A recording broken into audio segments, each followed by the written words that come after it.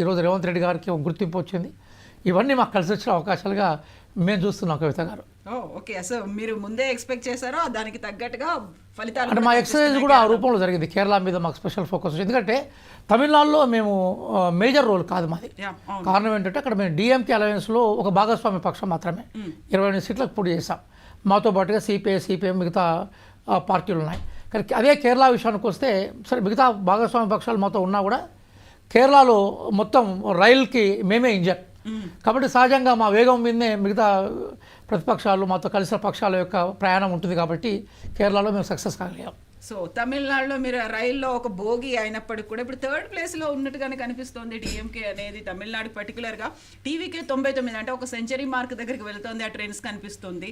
AIADMK 68 స్థానాల్లో లీడింగ్లో ఉంది. DMK 51 స్థానాలు. అక్కడ ఏమైంది? స్టాలిన్ని యాక్సెప్ట్ చేయలేదా, లేకుంటే విజయ్ని కోరుకున్నారా? ఇక్కడ రెండు చాలా కీలకమైన అంశాన్ని కీలకమైన ప్రశ్న కూడా మీరు రేజ్ చేశారు. వాస్తవంగా తమిళనాడులో కానీ కేరళలో కానీ 5 సంవత్సరాల తర్వాత అధికారంలో అనేది అంత సులభమైన విషయం కాదు. వాటి పొలిటికల్ చరిత్ర, వాటి పొలిటికల్ ప్రొఫైల్ ఆ విషయాన్ని చెప్తా ఉన్నాయి. ఇక్కడ కూడా స్టాలిన్ మొదటిసారి మాత్రమే కాకుండా రెండోసారి కూడా భారీ మెజార్టీతో గెలిచి 10 సంవత్సరాలు పూర్తి చేసుకున్నాడు. అయితే తమిళనాడులో కొన్ని కీలకమైన పరిణామాలు మీతో షేర్ చేసుకోవాలి. అవేంటంటే ఈ మధ్య కాలంలో కేంద్ర ప్రభుత్వానికి సంబంధించిన కొన్ని విధానాలు అక్కడ ద్రవిడవాదాన్ని మరింత బలోపేతం చేసే అవకాశాలు ఇచ్చాయి. ఒకటి, హిందీకి సంబంధించిన అంశాల మీద పదే హిందీ అంశాల మీద అమిత్ షా గారు కామెంట్ చేయడం ఏదైతుందో తమిళ్ యూనిటీ వైపు వాళ్ళని ప్రజల్ని మరొకసారి మళ్ళించింది. రెండో అంశం ఏదైతుందో డీలిమిటేషన్ ఏదైతుందో ఇది కనుక అమల్లోకి వస్తే దక్షిణాది రాష్ట్రాలకు ప్రాతినిధ్యం తగ్గుతుందనే విషయం మీద కూడా తమిళ ప్రజలు సీరియస్గా ఉన్నారు.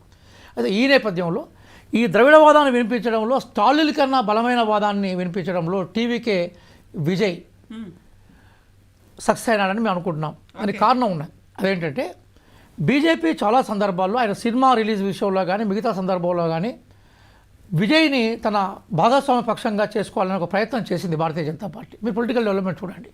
కానీ ఎక్కడ కూడా విజయ్ బీజేపీ పోల్లోకి పోయే ప్రయత్నం చేయలేదు. స్ట్రాటజికల్గా అతను తీసుకున్న సరైన నిర్ణయం.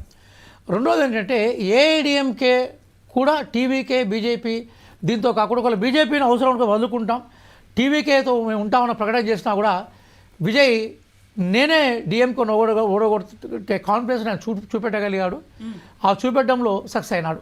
అన్నిటికన్నా కీలకమైన విషయం ఏంటంటే క్రౌడ్ పుల్లింగ్లో, అంటే మనం ఎన్నికల సమయంలో ఎన్నికల ప్రచారం చూసినప్పుడు క్రౌడ్ పుల్లింగ్ ఏదైతే మనం జాగ్రత్తగా చూస్తే ఈ క్రౌడ్ పుల్లింగ్లో విజయ్కి వచ్చినంత క్రౌడ్ వేరే ఏ రాజకీయ పార్టీలోకి వచ్చే సందర్భాలు కూడా మనకు రాలేదు.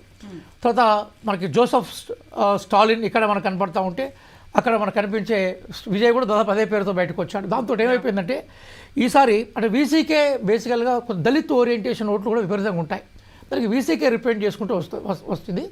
వీసీకే డిఎంకేతో ఉంది. కానీ దానికన్నా బలంగా ఆ సెక్షన్లోకి పోగలిగినాడు. ఒకటి ద్రవిడవాదాన్ని చాలా బలంగా వినిపించడం, రెండోది ఏదైతుందో తనకున్న సినిమా గ్లామర్. అయితే బహుశా నేను అంటే ఇప్పుడు అన్నీ కూడా పోస్టల్ బ్యాలెట్ బేస్ చేసుకున్న ట్రెండ్స్ మనం చూస్తున్నాం. ఇంకొక 60 నిమిషాలు దాటితే రియల్ ఓటింగ్ ఉంటుంది. కొన్నిట్లా కనబడతా ఉంది. అయితే ఓవరాల్గా మనకేం కనపడతా ఉందంటే విజయ్కి ప్రధానంగా జన్జీ అంటే ఈరోజు ఏదైతే 25 ఇయర్స్ లోపల ఉండే యూత్ ఏదైతుందో వాళ్ళ కనెక్ట్ అయినట్టు కనబడుతున్నది. రెండోది మహిళలు కూడా విపరీతంగా టీవీకి అంటే ఎలక్షన్స్ అయిపోయినాక చాలామంది మేము కూడా మా పార్టీ కార్యకర్తలు చాలామంది పనిచేశారు. మేము కూడా పుదుచ్చేరికి నేను ఎలక్షన్ అబ్జర్వర్గా పోయినప్పుడు జనరల్గా మాకు అనిపించింది ఏంటంటే విజయ్ ఇంపాక్ట్ అనేది యూత్ మీద బలంగా ఉన్నది. నెంబర్ 1. నెంబర్ 2 ఏంటంటే మహిళలు ఈసారి విజయ్ని ఓన్ చేసుకునే ప్రయత్నం చేశారు. మూడో కీలకమైన విషయం ఏంటంటే ద్రవిడవాదాన్ని ఎక్కడ కూడా వెనుకకు పోకుండా బలంగా వినిపించే ప్రయత్నం చేయడం, బీజేపీతో పొత్తును రిజెక్ట్ చేయడం, ఏఐడిఎంకే పోల్డ్కు పోకపోవడం వల్ల అతను ఒక ఇండిపెండెంట్ లీడర్గా చూశారు. కొన్ని 10 సంవత్సరాల ప్రభుత్వ వ్యతిరేకత సహజంగా భారతదేశంలో అంటే అది మంచిదే కూడా. జనరల్గా ఏంటంటే ఒక 10 ఇయర్స్ తర్వాత ప్రజలు మార్పు కోరుకునే సందర్భాలు ఉండడం అనేది డెమోక్రసీకి మంచిదే. కానీ స్టాలిన్ కూడా బలమైన నాయకుడే. ఆ నేపథ్యంలో స్టాలిన్ వ్యతిరేక ఓటుని టీవీకి అంటే స్టాలిన్ ఇప్పుడు మీరు చూసినట్టుగా స్టాలిన్ అంటే ఈ కూటమి 3rd ఉంది కాబట్టి బేసికల్గా ఉంది. ఇక సరే కేరళ విషయంలో కానీ తమిళనాడు విషయంలో ఈరోజు బెంగాల్ విషయంలో చూసినా కూడా కాంగ్రెస్ పార్టీ గతంతో పోలిస్తే అస్సాం విషయంతో పోల్చిన కాంగ్రెస్ పార్టీ గతంతో పోలిస్తే మా పర్ఫార్మెన్స్ కొంచెం మెరుగుపడింది. కేరళలో భారీ మెజార్టీతోటి మేము పవర్లోకి రాబోతున్నాం అన్న విషయం క్లియర్గా ఇండికేషన్ అయింది. అస్సాంలో కూడా ఒకప్పుడు 22 సీట్స్లో ఉండే ఇప్పుడు మేము దాదాపుగా 30 సీట్స్లో మేము లీడింగ్లో కనబడ్డాం. బెంగాల్లో మేము 0గా ఉండే ఈసారి దాదాపుగా 6-7 స్థానాల్లో మేము లీడింగ్లో ఉన్నట్టు కనబడుతూ ఉంది. ఏదైనా కూడా ప్రజల తీర్పును మనం గౌరవించాల్సిన బాధ్యత ప్రజాస్వామ్యాన్ని ప్రేమించే వాళ్ళంగా ఎవరైనా చేయాలి. కానీ తమిళనాడులో ఇప్పుడు ఈ రిజల్ట్ ఏదైతుందో నాకు తెలిసి 5-6 ప్రముఖ సర్వేలు ఉంటే ఒక్క సర్వే మాత్రమే టీవీకేకు ఎడ్జ్ పెట్టాయి. మిగతా సర్వేలు ఎగ్జిట్ పోల్స్ అవన్నీ కూడా బోర్ల పక్కన పడిపోయినాయి. కాబట్టి మనకి ఏమర్థం అవుతా ఉందంటే భారతదేశం లాంటి వైవిధ్యభరితమైన దేశంలో భిన్నత్వం విపరీతంగా ప్రిడామినేట్ చేసే దేశంలో మనము ఊహించడం అనేది అంత ఈజీ అంశంగా మనకు అనిపించట్లేదు. ఎగ్జాక్ట్లీ. సో అందుకే రిసార్ట్లు, క్యాంపు రాజకీయాలు వీటన్నిటికీ ముందే విజయ్ రెడీగా ఉన్నట్టు కనిపించింది. ఇలాంటివన్నీ ఎక్స్పెక్ట్ చేసినట్టున్నాడు. ఎగ్జిట్ పోల్కి అందనప్పటికీ కూడా అక్కడ ప్రజలు ఏం కోరుకుంటున్నారు అనేది విజయ్ యాక్సెప్ట్ చేశారో. ముందు నుంచి కూడా రిసార్ట్లో తనకున్నటువంటి అభ్యర్థులను తీసుకెళ్లి అందులో ఉంచాలి, ప్రొటెక్ట్ చేసుకోవాలి అనేది. ఇప్పుడేమో ప్రభుత్వ ఏర్పాటు దిశగా వెళ్తున్నాడు అనేటువంటి వార్తలు కూడా వస్తున్నాయి. బెంగాల్ విషయం మీద కూడా కొంచెం డిస్కస్ చేసే ప్రయత్నం చేద్దాం. డెఫినెట్గా. అండ్ బెంగాల్కి వెళ్లే ముందు ఒకసారి పుదుచ్చేరి కూడా, ఎలాగో మనం విజయ్ గురించి మాట్లాడుకుంటున్నాం కాబట్టి, పుదుచ్చేరిలో బీజేపీతో ఉన్నటువంటి ఎన్ఆర్సీ 6 స్థానాల్లో ఆధిక్యంలో కనిపిస్తే కాంగ్రెస్ 2 స్థానాల్లో ఉంది, టీవీకే 4 స్థానాల్లో కనిపిస్తుంది. నాట్ ఓన్లీ తమిళనాడు, పుదుచ్చేరిలో కూడా టీవీకే విజయ్ క్యాంపెయిన్ చేశారు, తన అభ్యర్థులు నిలబెట్టారు. అక్కడ కూడా 4 స్థానాల్లో ఉండడానికి 30 స్థానాలే అయినప్పటికీ మెజారిటీ మ్యాజిక్ ఫిగర్ అనేది 16 స్థానాల్లో. అందులో కూడా ఇక్కడ కింగ్ మేకర్ అవ్వబోతున్నాడు. తమిళనాడులో ఆల్రెడీ కింగ్ అయ్యారనేది ఇప్పుడు అందుతున్నటువంటి ట్రెండ్స్ బట్టి చూస్తే తెలుస్తోంది. కింగ్ మేకర్గా పుదుచ్చేరిలో ఉండబోతున్నారు. అంటే కవిత గారు, వాస్తవంగా నేను పుదుచ్చేరిని పరిశీలించినప్పుడు సరే అక్కడ మంచి టూరిజం స్పాట్ కూడా. జనరల్గా మేము అక్కడ భోజనం చేస్తున్నప్పుడు లేదా జనరల్గా జనాల్లో టూరిజం కోసం తిరుగుతున్నప్పుడు యూత్లో నాకు దాదాపుగా 70% విజయ్ని సపోర్ట్ చేసినట్టుగా కనపడ్డది. ఎందుకంటే తమిళనాడు మీరు పుదుచ్చేరి తీసుకున్నప్పుడు సరే మా కాంగ్రెస్ పార్టీకి సంబంధించిన నాయకులు కానీ ఇప్పుడు అక్కడ ఉన్న ప్రధానంగా పుదుచ్చేరిలో మనకి రంగస్వామి గారు కానీ ఇప్పుడు ఎగ్జిస్ట్ సీఎం కానీ వీళ్ళందరూ కూడా 70 years క్రాస్ అయిన వాళ్ళే. కాబట్టి ఇక్కడ యూత్ ఏదైతుందో అది విజయ్ వైపుగా ఎక్కువ కనెక్ట్ అయ్యి తమిళనాడులో కన్నా అసలు పుదుచ్చేరిలోనే విజయ్కి ఫాలోయింగ్ ఎక్కువ ఉందా అని కూడా అనిపించింది. అది ఇప్పుడు చాలా సర్వేస్ ఏం చెప్తున్నాయంటే ఇక్కడ డెఫినెట్గా ఇప్పుడు కేంద్రంలో అధికారంలో ఉన్న ఎన్డీఏనే పుదుచ్చేరిలో చాలా సునాయాసంగా గవర్నమెంట్ ఫామ్ చేస్తుందని అంటున్నాను. కానీ నేను కొంచెం భిన్నమైన అభిప్రాయం, ఎందుకంటే అక్కడ ప్రత్యక్ష పరిశీలనలో ఉన్నాను కాబట్టి నాకు ఏమనిపిస్తుంటే అక్కడ హంగ్ ఏర్పడే అవకాశం ఉంది. బహుశా విజయ్కి మేము సపోర్ట్ చేయడం, మాకు విజయ్ సపోర్ట్ చేయడము, ఆ కోణంలో అధికార మార్పు జరగడానికి కూడా ఉంటుంది. వాళ్ళకు వచ్చే సీట్లు కూడా మీరు చూడండి చివరి వరకు. ఎందుకోసం అంటే అక్కడ ఈ రంగస్వామికి సంబంధించిన ఇమేజ్ కూడా ఉంది. కానీ అదే సందర్భంలో కాంగ్రెస్ డిఎంకేతో కలిసి పోటీ చేసింది. దాదాపు సమౌజులుగానే ఉంటారు వాళ్ళు. ఉన్న క్రమంలో విజయ్కి వచ్చే ఆ 2-3 సీట్లు ఉన్నాయి, మొత్తం 30 సీట్లకు సంబంధించి ఎన్నిక కాబట్టి 16 సీట్లు ఎవరికి వస్తే వాళ్ళు గవర్నమెంట్ ఫామ్ చేసే అవకాశం ఉంది. కాబట్టి ఇప్పుడున్న ట్రెండ్ ప్రకారం ఏంటంటే మీరు బీజేపీ ఎన్డీఏ కూటమికి ఎన్ని ఉన్నాయో దానికి వ్యతిరేక కూటమి కూడా అన్నే ఓట్లు కనబడుతూ ఉంటాయి కదా, విడివిడిగా ఉన్నాయి. అందుకోసం అవి కలిసినప్పుడు ఏమైందంటే చాలా సునాయాసంగా పుదుచ్చేరిలో ఇప్పుడున్న యూడీఎఫ్ పవర్లోకి వస్తుందనే విషయం ఏదైతే ఎగ్జిట్ పోల్స్ చెప్పాయో అవి ఆ తలకిందులు కూడా అయ్యే అవకాశం ఉంది. కంఫర్టబుల్ కేక్ వాక్ లాగా మాత్రం పుదుచ్చేరి ఎన్నికల రిజల్ట్ చివరి వరకు ఉండే అవకాశం మాత్రం ఉండదండి. అది నేను బలంగా చెప్పగలుగుతాను. సో యాజ్ ఇట్ ఈస్ గా అస్సాంలో రిటైన్ చేసుకున్నట్టుగా పుదుచ్చేరిలో రిటైన్ చేసుకుంటుందా అంటే అది డౌట్. అవకాశాలు ఉండవండి, మీరు చూస్తుండండి. మనకు చివరి వరకు ఇంకో 1 hour తర్వాత ఇంకో 60 minutes తర్వాత చాలా విషయాలు మనకు అర్థమవుతాయి. సో ఇప్పుడు మళ్ళీ అస్సాం దగ్గరికి వెళ్తే అస్సాంలో బీజేపీ 95 స్థానాల్లో లీడింగ్లో ఉంది. కాంగ్రెస్ 23 స్థానాల్లో అంటే -8లో కనిపిస్తోంది. అస్సాం 28 స్థానాల్లో ఆధిక్యంలో ఉంది గతంతో పోలిస్తే అనేది. అక్కడ ఉన్నటువంటి లెఫ్ట్ పార్టీ ఏయుడిఎఫ్ 1 స్థానంలో అయితే ఆధిక్యంలో ఉన్నట్టుగా కనిపిస్తుంది. సో అక్కడ హిమంత బిశ్వ శర్మ సర్కార్ 3rd time BJP government form చేయబోతోంది. అంటే హిమంత బిశ్వ మీద మీరు విపరీతమైనటువంటి ఆరోపణలు చేశారు. కాంగ్రెస్ తరఫున తీవ్ర ఆరోపణలు అనేవి కనిపించాయి. బట్ అక్కడ ప్రజలు దాన్ని అంగీకరించలేదా, ఓటేస్తున్నారు అంటే? ఇక్కడ 2 విషయాలండి కవిత గారు. ఎప్పుడైనా కూడా పోలరైజేషన్ జరిగినప్పుడు అంటే ప్రజలు వర్గాలుగా విడిపోయినప్పుడు వాస్తవాలు మరుగున పడిపోతూ ఉంటాయి. వర్గాలకు సంబంధించిన ప్రయోజనాలే ప్రధాన ప్రయోజనంగా జరుగుతూ ఉంటాయి. అక్కడ బద్రుద్దీన్ అజ్మల్ అనే ఒక బలమైన నాయకుడు ఉన్నాడు. అంటే దాదాపుగా అస్సాంలో ఒక 24 నుంచి 30% ముస్లిం ఓటర్లు ఉన్న నియోజకవర్గాలు చాలా ఉన్నాయి. అందులో ప్రధానంగా మనకేంటంటే మనకి లోయర్ అస్సాంలో కానీ బ్యారక్ వ్యాలీలో కానీ ముస్లిం పాపులేషన్ అనేది ఫ్యాక్టర్ డిసైడ్ చేస్తూ ఉంటుంది. అయితే లాస్ట్ టైం ఎలక్షన్లో మేము చేసిన పార్టీ పరంగా మేము తర్వాత కూడా ప్రకటించాం దాన్ని. అదేంటంటే వీళ్ళు ఎవరైతే మనకి యూడీఎఫ్ ఫ్రంట్గా ఉండే మనకి యునైటెడ్ డెమోక్రటిక్ ఫ్రంట్గా ఉండే బద్రుద్దీన్ అజ్మల్ తోటి మేము కలిసి ప్రయాణం చేసేసరికి ఏమైపోయిందంటే ఈ బద్రుద్దీన్ అజ్మల్ ప్రధానంగా మియా ముస్లిమ్స్ అంటే బెంగాల్ నుంచి ఎవరైతే సెటిల్ అవుతుందో వాళ్ళని మియా ముస్లిమ్స్ అనే పేరుతోటి ఇప్పుడు బ్యారక్ వ్యాలీలో కానీ లోయర్ అస్సాంలో పిలుస్తూ ఉంటారు. దాన్ని బీజేపీ బాగా ఎన్కరేజ్ చేసేసి మమ్మల్ని బేసికల్గా బద్రుద్దీన్ అజ్మల్తో కలిసి పోటీ చేసే పార్టీగా చిత్రీకరించింది. తర్వాత పార్లమెంట్ ఎలక్షన్స్కి వచ్చేసరికి మేము అతని నుంచి మేము బయటకు వచ్చి ఇండిపెండెంట్ పోటీ చేసాం. మా పర్ఫార్మెన్స్ పెరిగింది. అయితే లాస్ట్ టైం మాకున్న సీట్లు 22 సీట్లు అండి మాకు. ఈసారి మేము సరే అస్సాంలో మేము గెలుస్తామని మేము బలంగా చెప్పలేకపోయినాం, కానీ మేము మాత్రం చాలా బలమైన పోటీ ఇస్తాం, మా స్థానాల సంఖ్య పెరుగుతుందనే నమ్మకం మీద మేము ఉన్నాం. మీరు చివరి వరకు వచ్చేసరికి కాంగ్రెస్ పార్టీ పర్ఫార్మెన్స్ గతంలో మేము చేసే పర్ఫార్మెన్స్తో కంపేర్ చేస్తే అది పెరిగే అవకాశం ఉంది. అయితే ఈసారి భారతీయ జనతా పార్టీ ప్రధానంగా అక్కడ అధికారంలో ఉన్న హేమంత్ బిశ్వాస్ బాగా కాంగ్రెస్ పార్టీని కౌంటర్ చేయడానికి కోసం పూర్తిగా అది చేశాడు. మేము కన్సల్టేట్ కోసం ప్రయత్నం చేశాం మేము. అందుకోసము సరే ఒకవేళ అస్సాంలో ఇప్పుడు అధికారంలో ఎన్డీఏ పవర్లో మళ్ళీ కంటిన్యూ అయినా కూడా మా బలం మాత్రం చివరిలో పెరగడానికి అవకాశం ఉంటుందన్న అభిప్రాయంతో ఆశాభావంతో మేము ఉన్నాం. సో మీరు చాలా చాలా ఆసక్తిగా మీరు చూస్తున్నారు. దేశమంతా ఉంది, అందులో పార్టీలు కూడా విపరీతమైనటువంటి టెన్షన్తో కనిపించింది. వెస్ట్ బెంగాల్కి సంబంధించి వెస్ట్ బెంగాల్లో కూడా చాలా కీలకమైనటువంటి ఒక మార్పు అనేది రాబోతోంది అన్నట్టుగా ట్రెండ్స్ అయితే చెప్తున్నాయి. ఉన్నటువంటి 294 స్థానాల్లో ఒక స్థానంలో మాత్రం ఎలక్షన్ కమిషన్ మళ్ళీ రీపోలింగ్ నిర్వహిస్తోంది. కాబట్టి 293 స్థానాలకి సంబంధించి చూస్తే ఇప్పటికి 276 స్థానాల్లో ఒక పిక్చర్ అనేది అయితే కనిపిస్తోంది. అందులో కీలకమైనటువంటి మెజారిటీ మ్యాజిక్ ఫిగర్ అనేది 148 స్థానాల్లో ఉంటుంది. అందులో బీజేపీ 142 స్థానాలు, ఇంకొక 6 స్థానాలు తక్కువగా ఉన్నాయి మెజారిటీని చేరుకోవడానికి. టీఎంసీ 120 స్థానాల్లో ఉంది. డిఫరెన్స్ అనేది 22 స్థానాల్లో కనిపిస్తోంది. కాంగ్రెస్ 6 స్థానాల్లో ఉంది. లెఫ్ట్ పార్టీలు 3 స్థానాల్లో కనిపిస్తున్నాయి. ఇప్పుడు భవానీపూర్ నుంచి మమతా బెనర్జీ సువేందు అధికారి మీద ఫస్ట్ రౌండ్లో వెనకబడింది, 3000 ఓట్ల తేడాతో వెనకబడింది అని చెప్పినప్పుడు కూడా సెకండ్ రౌండ్కి వచ్చేసరికి మమతా బెనర్జీ పుంజుకున్నట్టుగా కనిపిస్తోంది. సో రియాజ్ గారు, వెస్ట్ బెంగాల్. కవిత గారు, మీకు ఒక విభిన్నమైన అనాలిసిస్ నేను ఇచ్చే ప్రయత్నం చేస్తాను. అదేంటంటే బెంగాల్కు సంబంధించిన జియో డెమోగ్రఫీ మీద చాలామందికి అవగాహన ఉండదు. అంటే బెంగాల్లో మనకు ప్రధానంగా 3 బెంగాల్ భౌగోళిక ప్రాంతాలు కనిపిస్తాయండి. North Bengal, central Bengal, south Bengal. ఇందులో ప్రధానంగా మనకి ముర్షిదాబాద్, అట్లాగే నిజాంపూర్, బీర్భూమి, మాల్దా, అట్లాగే 24 సౌత్ పరగనా, కలకత్తా చుట్టుపక్కల ప్రాంతాల్లో చాలా బలమైన పార్టీ టీఎంసీ. ఇప్పుడు ఈ ఫిగర్స్ కనబడతా ఉన్నాయి కదా, ఉదయం నుంచి మనం ఈ ఫిగర్ చూసుకుంటూ వస్తూ ఉన్నాం. ఒకసారి సడన్గా మనకి టీఎంసీ ఇదే లీడింగ్లో కనబడతా ఉన్నది.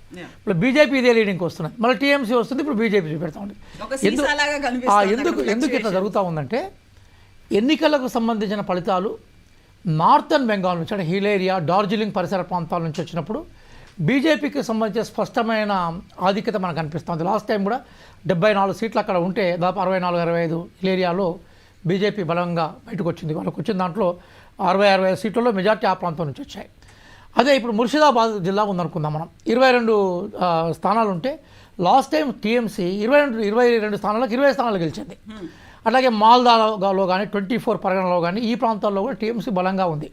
కాబట్టి మొత్తం ఓవరాల్గా మనము ఈ పిక్చర్ని తీసుకున్నప్పుడు అన్ని స్థానాలకు సంబంధించిన కౌంటింగ్ బయటకు వస్తే స్పష్టంగా మనకు తెలిసే అవకాశం ఉంటుంది. కాబట్టి ఇప్పుడు మనం ఇక్కడ ఉండి మనం చూస్తున్నాం కాబట్టి ఈ కౌంటింగ్ అనేది ఎటువైపు జరుగుతుందనే విషయం మీద కూడా కొంత తెలియాలి. ఇంకోసారి మీకు కీలకమైన విషయం చెప్తాను. అదేంటంటే లాస్ట్ టైము లెఫ్ట్ పార్టీలకు ఒక సీట్ వచ్చింది సబ్జెక్ట్ టు కరెక్షన్, కాంగ్రెస్ పార్టీకి ఏమీ సీట్ రాలేదు. అయితే ఈసారి ఏమైపోయిందంటే కాంగ్రెస్ పార్టీ మొత్తం 294 సీట్లకు 294 సీట్లో పోటీ చేసింది. మేము అన్ని సీట్లలో పోటీ చేసే క్రమంలో ఏమైపోయిందంటే కొన్ని స్థానాల్లో, అంటే దాదాపుగా ఒక డజన్ స్థానాల్లో మేము చాలా బలంగా టీఎంసీని మేము ఢీకొనగలిగినాము. కాబట్టి యాంటీ ఇంకంబెన్సీ, అంటే ప్రభుత్వ వ్యతిరేక ఓటు బీజేపీకి పోవాల్సిన ఓట్లలో కొంత చీలిక ఏర్పడవచ్చు. అలాగే ఈసారి లెఫ్ట్ పార్టీస్ ఒకప్పుడు చాలా బలమైన స్థానాలు వాళ్ళకి ఉంది. ఎందుకంటే బెంగాల్ కూడా చరిత్ర ఏంటంటే ఏ నాయకుడైనా ఏ పార్టీ అయినా కూడా సుదీర్ఘకాలం మనకి రూలింగ్లో వస్తారు. అంతకుముందు కాంగ్రెస్ పార్టీ అట్లా ఉంది. అజయ్ ముఖర్జీ అనే ఒక లెఫ్ట్ అధినేత కూడా చాలా కాలం పరిపాలించాడు.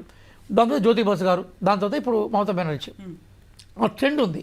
కాబట్టి సిపిఎం కూడా తను పోయిన వైభవాన్ని పునరుద్ధరించుకునే క్రమంలో క్యాడర్ బేస్డ్ క్యాంపులు బాగా పెట్టింది. పెట్టి కొంత ఎదుర్కోగలిగింది. ఎందుకంటే బెంగాల్లో పొలిటికల్ సొసైటీస్ అని ఏర్పాటు చేస్తూ ఉంటారు. అంటే ఆ పొలిటికల్ సొసైటీస్ ఆర్గనైజ్ చేస్తూ ఉంటారు. అంటే మనిషి ఏదో ఒక పార్టీకి చెంది ఉంటాడు. ఖాళీ ఉండే ఇప్పుడు మన తెలంగాణలో అందరికీ అన్ని రాజకీయ పార్టీలు ఉండవు. రాజకీయ పార్టీలో ఉండేవాళ్ళు కొద్దిమంది ఉంటారు, రాజకీయ పార్టీకి అవతల ఉండేవాళ్ళు కొద్దిమంది ఉంటారు.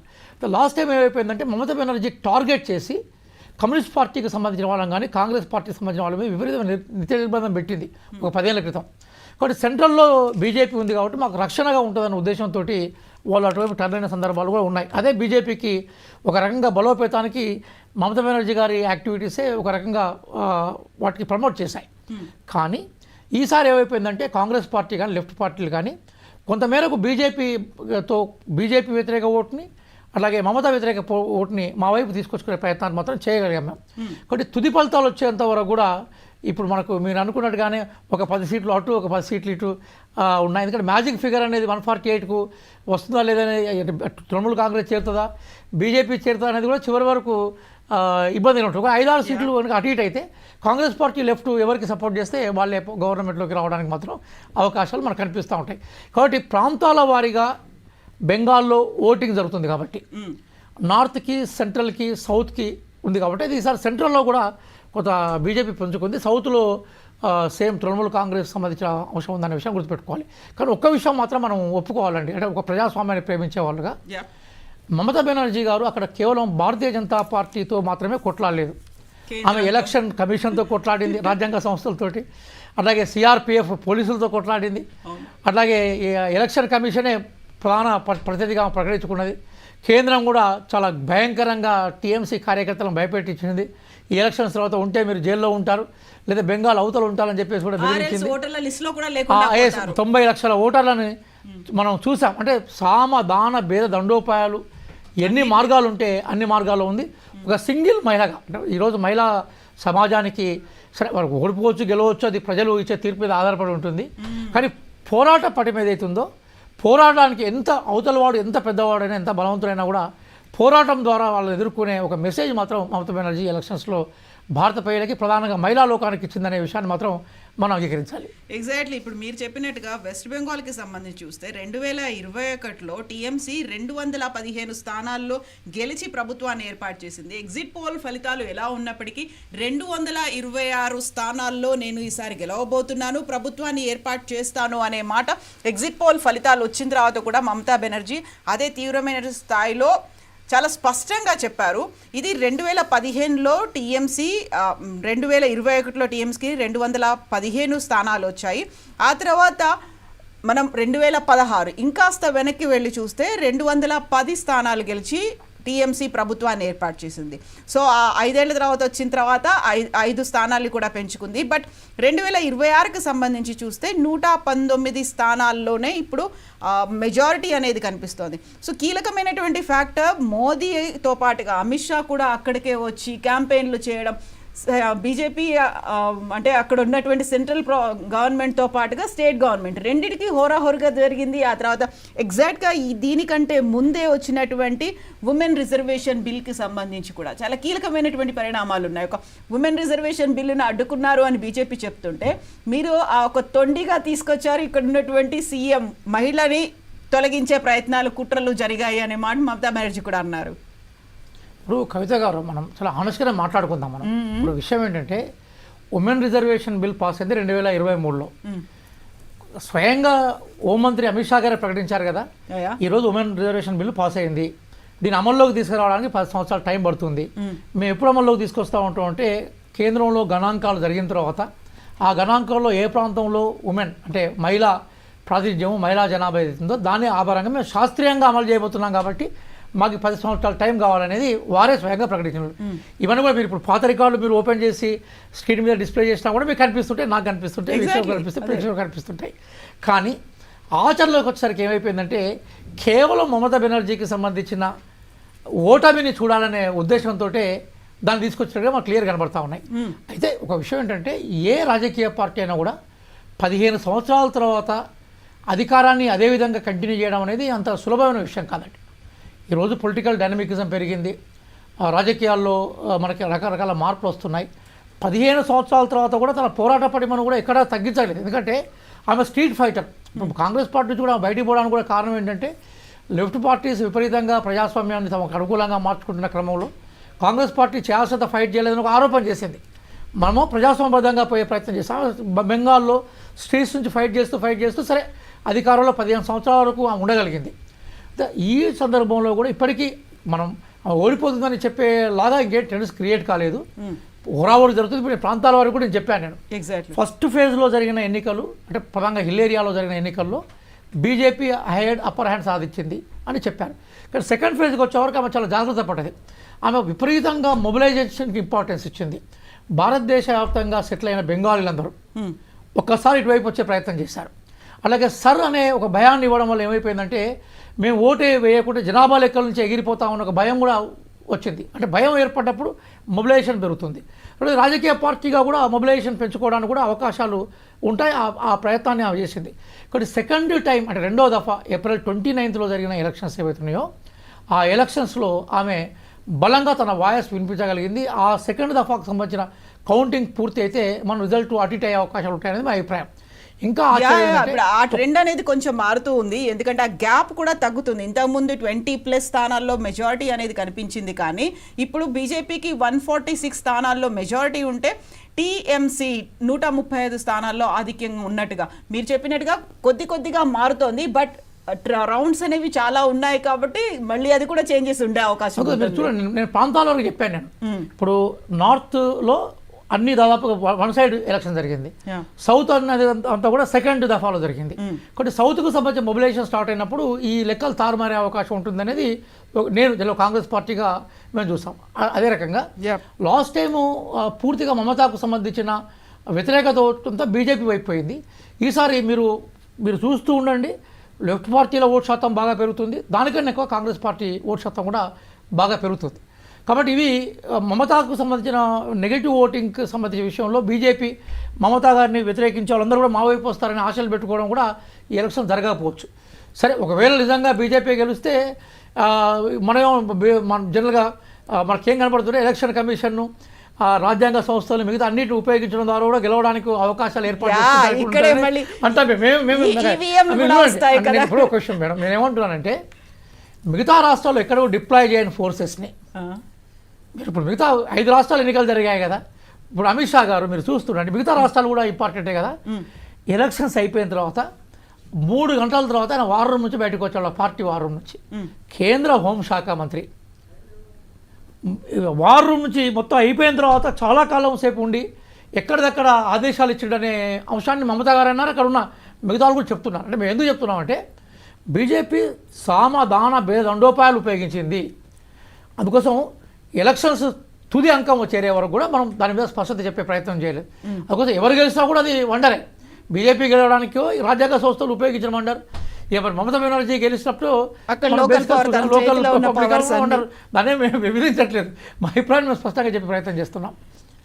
కానీ ఒక్క అంశం మాత్రం గుర్తుపెట్టుకోవాలి, అదేంటంటే ఇప్పుడు మిగతా 4 ఎలక్షన్స్ ఒకటైపోయినాయి, బెంగాల్ ఎలక్షన్స్ ఇంకోవైపు లాగా చిత్రీకరణ జరిగింది. నిజానికి భారతదేశంలో ప్రతి రాష్ట్రానికి ఎన్నిక అనేది ఆ రాష్ట్ర ప్రజలకి ముఖ్యమైన ఎన్నికనే.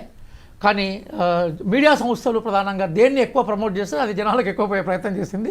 అట్లా నేషనల్ యూనిటీ అంతా కూడా మా వైపు ఉందని చూపెట్టుకునే ప్రయత్నాన్ని బీజేపీ చేసే ప్రయత్నం చేసింది. చివరి క్షణం వరకు కూడా మనం ఆ రిజల్ట్ ప్రిడిక్ట్ చేసే అవకాశం మాత్రం ఉండదనేది మేము అభిప్రాయపడుతున్నాం. కానీ మా బలం మాత్రం మేము పెంచుకున్నాం. మేము చాలా ఫైట్ చేసాం, మా బలం పెరిగింది. ఈసారి మేము లాస్ట్ టైం 0గా ఉన్నాం. మేము ఖచ్చితంగా మేము డబుల్ సీట్లోకి వస్తామని నమ్మకంతో మేము ఉన్నాం. సో మళ్ళీ మనం ఒకసారి తమిళనాడుకి వెళ్తే ఒక సెంచరీ క్రాస్ చేసినట్టుగా కనిపిస్తోంది తన ఆధిక్యం. విజయ్ 2 స్థానాల నుంచి బరిలోకి దిగారు. తిరుచి ఈస్ట్, పెరంబూరు, ఈ రెండిట్లలో కూడా విజయ్ ముందంజలో ఉన్నట్టు కనిపిస్తోంది. At the same time DMK విజయోత్సవాలు, ఒక సంబరాలు చేసుకోవాలి అనుకుంది. ప్రతి జిల్లాలోనూ డిఎంకే పార్టీ కార్యాలయాలు, తమిళనాడులో ఉన్నటువంటి చెన్నైలో ఉన్నటువంటి కేంద్ర కార్యాలయం దగ్గర కూడా పెద్ద ఎత్తున సెలబ్రేషన్స్ ఉన్నప్పటికి కూడా ఇప్పటికీ అక్కడ ఉన్నటువంటి టెంట్లు కూడా తీసేశారు. మెల్లిమెల్లిగా కార్యకర్తలు వెళ్ళిపోతున్నటువంటి పరిస్థితులు కనిపిస్తున్నాయి. అండ్ ఫస్ట్ రౌండ్లో తమిళనాడు సీఎం స్టాలిన్తో పాటుగా ఆయన కుమారుడు మంత్రి ఉదయనిధి స్టాలిన్ కూడా వెనకబడ్డారు అన్నప్పటికీ రౌండ్స్ మారిన కొద్దీ వాళ్ళు కూడా ఇప్పుడు ముందంజలో ఉన్నటువంటి పరిస్థితులు కనిపిస్తున్నాయి. తమిళనాడులో చాలా కీలకంగా ఉన్నటువంటి దీంట్లో టీవీకే ఒక కింగ్ మేకర్ అవుతారా, సింగిల్ డిజిట్ ఉంటుందా, డబుల్ డిజిట్ ఉంటుందా అనుకున్నప్పుడు ఇప్పుడు ట్రిపుల్ డిజిట్ కూడా చేరుకున్నటువంటి పరిస్థితి అనేది కనిపిస్తోంది. సో హోల్ అండ్ సోల్గా ఆయన మెజారిటీని ఇప్పటిదాకా ఎగ్జిట్ పోల్స్ అంచనా వేయలేకపోయాయి. ఏదో ఒక్క ఎగ్జిట్ పోల్ అంచనా వేస్తే అది చాలా క్యాజువల్గా వచ్చిందేమో, మ్యానిపులేషన్స్ ఏమైనా ఉన్నాయేమో అనుకున్నారు. ఇవన్నీ కాదు, పబ్లిక్ పల్స్ అంతా టీవీకే వైపు వచ్చింది. సో టీవీకే ఏం చెప్పింది, విజయ్ మీద అంత కాన్ఫిడెన్స్ ఎందుకు పెట్టుకున్నారు అనిపిస్తుంది రియాజ్ గారు? అంటే బహుశా ఇంతమంది చెప్పినట్టుగా అంటే ఎన్నికలను ప్రభావితం చేసే సెక్షన్స్ అంటే మహిళల ఓట్లు అనేవి చాలా కీలకమైనవి. నేను తర్వాత తమిళనాడులో ఎలక్షన్స్ అయిన తర్వాత సరే మన మిత్రులు ఉన్నారు, మా దగ్గర నుంచి కూడా అక్కడ ప్రచారం కోసం పోయిన వాళ్ళతో కూడా డిస్కస్ చేశాను. చేస్తే వాళ్ళు ఏమన్నారంటే విజయ్కి ఫ్యాన్ ఫాలోయింగ్ చాలా బలంగా ఉంది. తర్వాత ద్రవిడవాదాన్ని ఈవెన్ ఇప్పుడు ఏఐడిఎంకేకు మాట్లాడే అవకాశం పోయింది, ఎందుకంటే బీజేపీతో అలయన్స్లో ఉన్నారు కాబట్టి డీలిమిటేషన్ మీద, అట్లాగే దాంతోపాటుగా హిందీ భాష మీద మిగతా డిఎంకే కానీ మనకి టీవీకే కానీ మాట్లాడే లెవెల్లో ఏఐడిఎంకే మాట్లాడడానికి అవకాశాలు తగ్గుతాయి. కానీ డిఎంకేతో పోలిస్తే ఒకవైపు డిఎంకే ఏమైపోయిందంటే పాత పార్టీలా కనిపించింది. ఇప్పుడు మనం అనుకున్నట్టుగా 10 సంవత్సరాలు కంటిన్యూగా తమిళనాడులో కానీ కేరళలో కానీ ఒకే పార్టీ అధికారంలో ఉండమనే చరిత్ర మన దగ్గర లిఖించబడలేదు. కానీ దాన్ని ఇటువైపు విజయన్ మార్చాడు కేరళ ముఖ్యమంత్రిగా, అటువైపు స్టాలిన్ మార్చాడు. కాబట్టి వాళ్ళు మార్పును కోరుకున్నారు ఎవరు, తమిళనాడు ప్రజలు. దాంతో ఏమైపోయిందంటే విజయ్ వాళ్ళకు చాలా ఆల్టర్నేటివ్గా చాలా బలంగా కనబడ్డాడు. కాబట్టి ప్రజలు ప్రధానంగా ఇప్పుడున్న మనం అనుకుంటున్న యంగ్ నూతనత్వాన్ని తీసుకున్నారు. కాబట్టి అయితే మనకు జనరల్గా ఎలక్షన్స్ ర్యాలీ చూస్తే మనం కూడా ఏమనుకున్నామంటే అరే ఇంతమంది జనం వస్తారు. ఇప్పుడు ఆయన తొక్కిసలాటలు జరిగి చాలా 10ల సంఖ్యలో జనం చనిపోయినారు కదా విజయ్కి సంబంధించిన ర్యాలీలో. ఎగ్జాక్ట్లీ. మన తర్వాత కొంత గ్యాప్ ఇచ్చి పోయినా కూడా జనం అదే లెవెల్లో ఆదరించారు. కూడా ఆదరణ అవన్నీ మనం చూస్తే మనకి ఏం కనబడతా ఉందంటే బహుశా ప్రిడిక్షన్ అంటే నిజంగా భారతదేశంలో ప్రిడిక్షన్ చేయడం అంత ఈజీ కాదు. అంటే కేవలం ఎగ్జిట్ పోల్సే కాదు, అంతకుముందు ఎలక్షన్ ట్రెండ్ కూడా మనం చూడాలి. అంటే వచ్చే జనము, సభలు, దాని తర్వాత ఓటర్ యొక్క బేసిక్ అభిప్రాయాలు, అక్కడ ప్రధానమైన అంశాలు వీటన్ని కూడా చెక్ చేసుకోవాలి. కాబట్టి వాళ్ళు మార్పు కోరుకున్నప్పుడు ఆ మార్పుకు ప్రతీకగా సినిమా హీరో ఉన్నాడు. అందుకోసం విజయ్ మీద మాట్లాడినప్పుడు రెండు